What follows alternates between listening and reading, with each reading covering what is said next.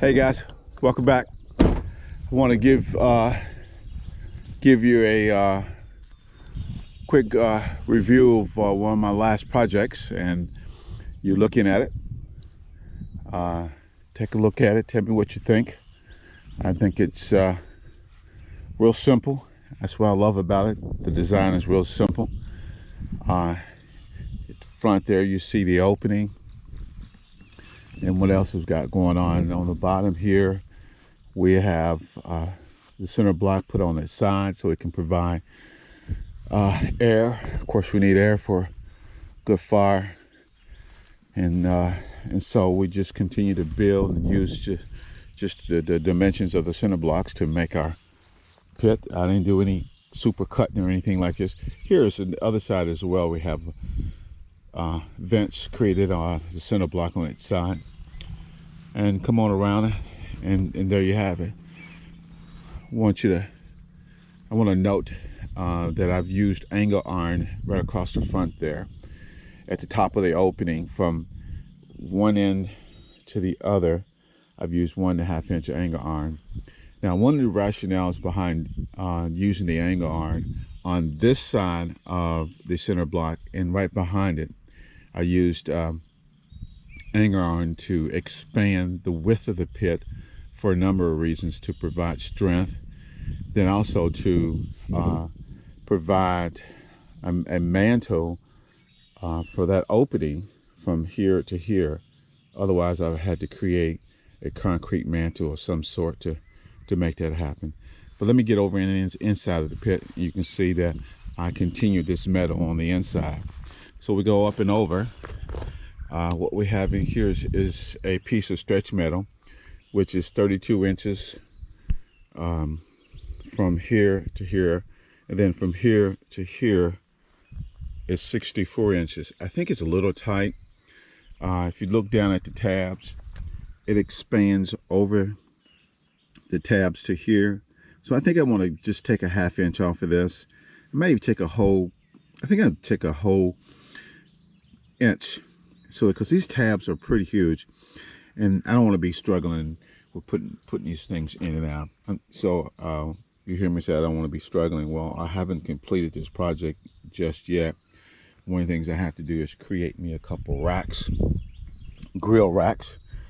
And if you can closely see, there's a tip there. 1, 2, 3, and 4.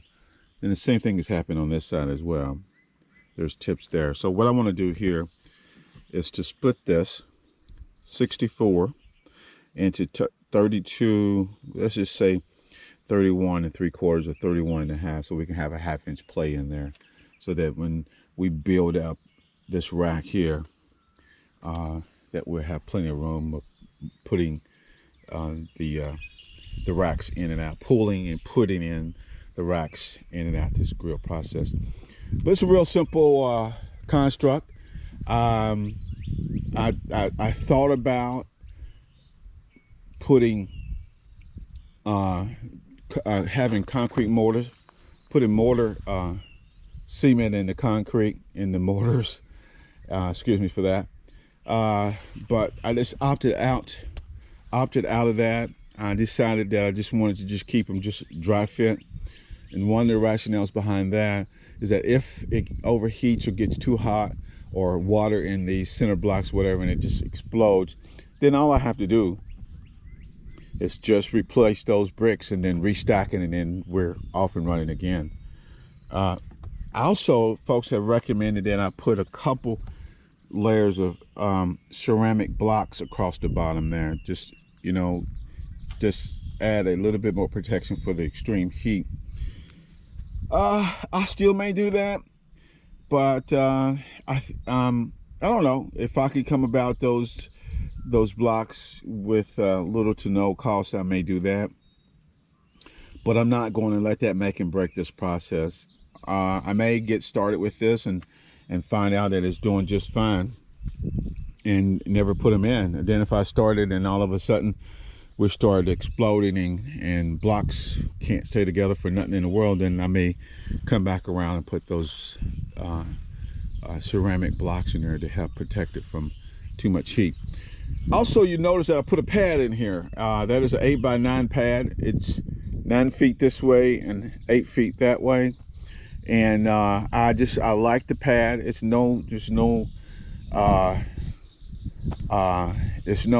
complex formula in putting it in. And in fact, if you look really close at it, it's really not troweled out that nice. It's just concrete.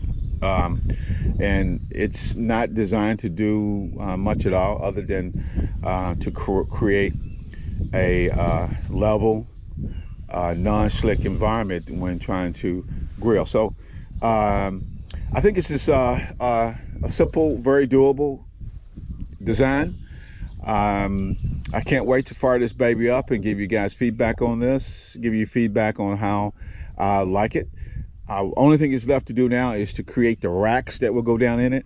I've dry fit the expanded metal now up until this point, and it's kind of tight. I think I'm gonna take an inch off of it and then split it right down the middle and leave about a 1/2 inch play.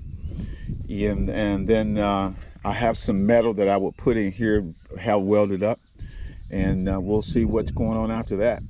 So I'll keep you posted.